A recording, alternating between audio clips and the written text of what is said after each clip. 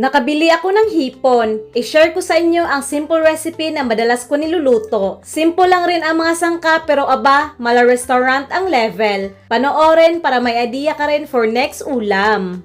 1 kilong hipon. Lilinisan ko lang. Itong matalas. Tapos i-divin ko lang para mabilis lang pag foods mamaya. Ito na malinis na.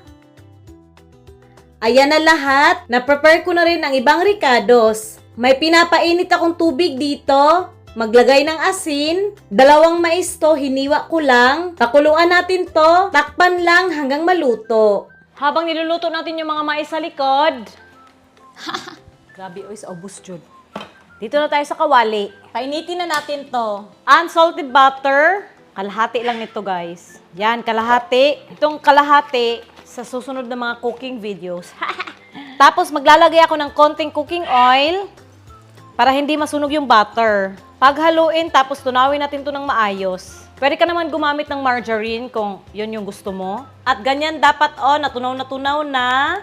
Dito na natin ilunod ang 1 kilong hipon. Oh. Tapos, paghaluin, magkalat pa. Kayon di ay.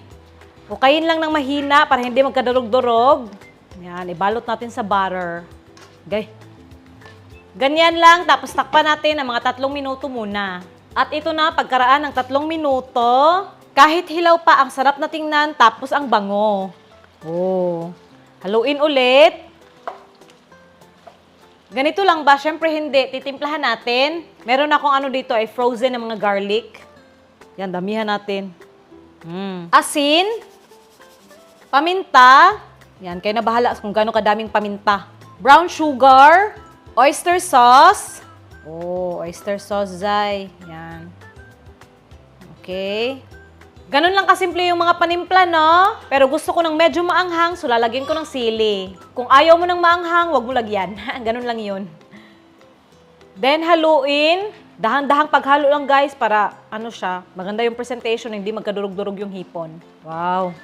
Dami na kay Zay. Ganyan, chill-chill lang yung paghalo. Halata naman na hilaw pa, diba? Siyempre, lulutuin natin ng maayos, no? Takpan lang. Tapos, makita mo naman dyan kung luto na, silip-silipin mo lang. Charot. Hayaan lang natin saglit. At sakto, luto na tong mga mais, Siyempre, hahanguin natin. Yan. Mga after 5 minutes lang, ito na, Oh. Ganyan, pagluto lang ng hipon, At ito na yung mga mais. Para madami tingnan, lalagyan natin. Anak man na, wais. Hindi yung hipon lang yung kakainin. Kumain ka rin ng mais. Yan. Then, ihalo lang natin. Wow. Masarap na tanghalian. Tapos, mag-garnish lang ng spring onion para may green sa taas. Then, bago mo i-serve, patakan ng calamansi or lemon para mag-enhance yung flavor. Ayan na, guys. Ulam na this. Hindi talaga pwede walang kanin, guys. Oh, yan, saktong-sakto lang pagkaluto. Bilis balatan. Oh. Tapos with kanin. Lami. Wow.